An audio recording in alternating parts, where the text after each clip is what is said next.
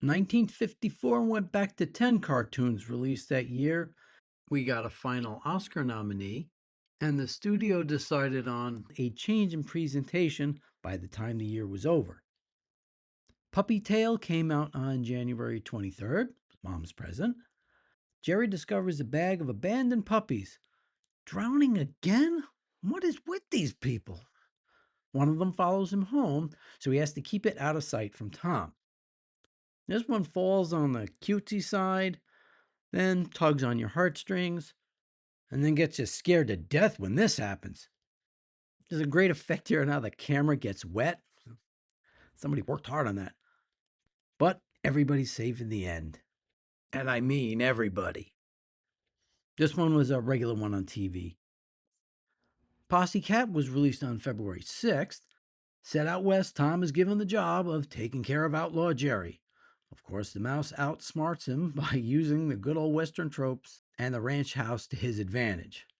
This is basically a rehashed follow-up to Texas Tom, just without the love interest involved. Now, a familiar voice shows up here.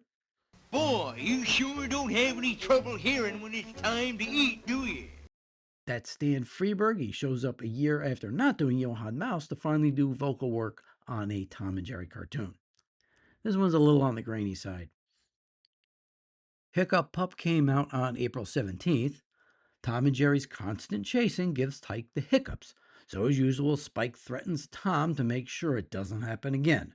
And of course, Jerry tries to make sure it does. This one must have been sitting around for a bit. It was copyrighted all the way back in 1952. Restoration on this is very clean, though you can still see some cell streaks. And Stan gets to do Spike this time out. Here you go, son. Try sipping a little water. Little School Mouse was released on May 29th. Jerry runs a school for young mice, teaching them how to outwit cats. The student mouse, Nibbles/Tuffy, is taught various tricks and techniques as Tom becomes the unwitting teaching aid for Jerry's demonstrations of mouse survival tactics. This one's a nice looking older restoration. Wait a minute, what the heck is the old Tom and Jerry logo doing here? This is 1954. Back to normal. Baby Butch came out on August 14th. Butch disguises himself as a baby to get inside the house and steal food. Jerry discovers the deception, so both he and Tom have to deal with the fake baby cat. Stan is back once more doing Butch's noises. Now, IMDb has a very familiar name listed as writer, Michael Maltese. However, they're notoriously sketchy with animation credits, and George even pointed this out in one of the latest videos with Tim, and I haven't found this bit of info anywhere else, so as far as I'm concerned, Bill and Joe wrote this one. Mice Follies was released on September 4th. Jerry decides to create an ice rink for he and Nibbles/Tuffy to participate in some ice skating performances. Something you do every day, right? Of course, Tom interferes with the ice show. This cartoon features elaborate ice skating sequences and gags on the frozen surface. Where else are you going to use them? I'm going to think about, why did Jerry decide to do this? It doesn't make any sense. Can you imagine the poor homeowner coming home and finding this? Thank God Dinah had moved on by this point. Imagine her reaction. Neapolitan Mouse came out on October 2nd. Set in Naples, Tom and Jerry's chase leads them through southern Italian streets and well-known landmarks. One of the locals recognizes them, gives them a tour around town, and helps protect them from a group of stray dogs. Now, remember I said Mouse in Manhattan depicts basically what the city looks like, particularly the road up to the George Washington Bridge? Now, I've also actually been to Naples, and when this was on TV one time, I told my wife to take a look, and she was stunned. Oh my God, we were right there. I think I read somewhere that background artist John Dedrick Johnson actually did get a trip to Naples to kind of see how things look. And I think he did a good job. You have to actually be there to get it this correct. Downhearted Duckling was released on November 13th. Quacker reads The Ugly Duckling and ends up thinking he's ugly. He actually becomes so depressed he wants to end his life, which is why this one wasn't seen too much on TV. Jerry tries to cheer him up and build up his confidence. In the middle of all this, of course, Tom pursues them both. Well, this is another one of those very special cartoons that deal with some self-esteem issues, but in a comedic way. Maybe Bill and Joe thought their take on the story would get another Oscar, like the old Disney one from 1939. But it would take a return to an old setting and a new format to get the Academy to take one more look at them. You'll see in a minute. Now, if we go back a year earlier to 1953, the movie studios were looking for ways to combat that new scourge, television. They were definitely worried about it and looked to find alternatives.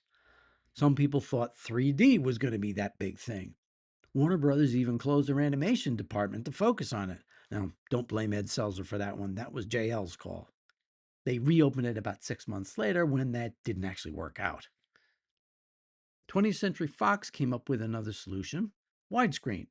The company had actually done a very early version of it way back in 1930 with The Big Trail, starring a guy who'd been hanging around the lot working with John Ford as a prop man, Marion Morrison. But unfortunately, the film flopped. No one else even thought about widescreen for decades, and the star, using the name director Raoul Walsh made up for him, was stuck in B movies for the rest of his career. Not hardly. In 1953, Fox tried again with the Cinemascope process, using it on the biblical epic The Robe. The film and the process were so successful, they made another film with the leftover sets, Demetrius and the Gladiators. Fox also used it on the comedy How to Marry a Millionaire with Marilyn Monroe, Lauren Bacall, and Betty Grable. Soon other companies began to use it, like Disney on 20,000 Leagues Under the Sea and their 1953 Oscar winner Toot Whistle Plunk and Boom. Their success likely gave Warner's and MGM the idea to use it on their own cartoons. We've gone over how Warner Brothers chose to implement the process. Not exactly the right way to do it. MGM, however, did go all in and actually shot their films in full widescreen. The first of them was Pet Peeve, which came out on November 20th.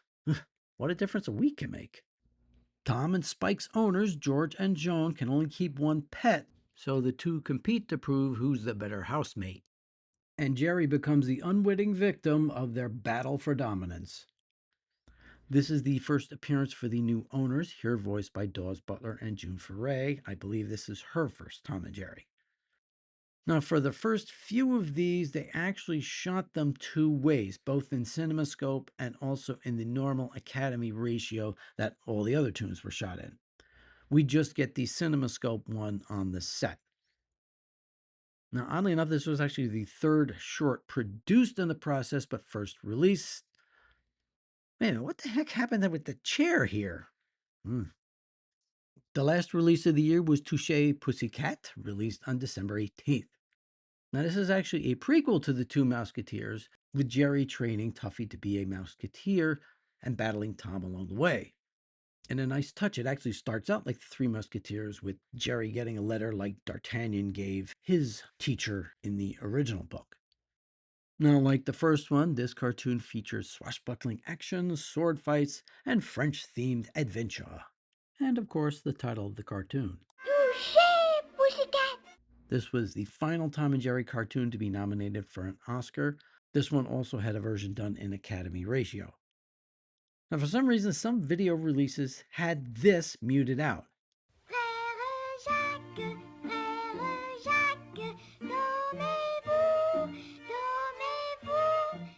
But we get it here. Who knew that was copyrighted?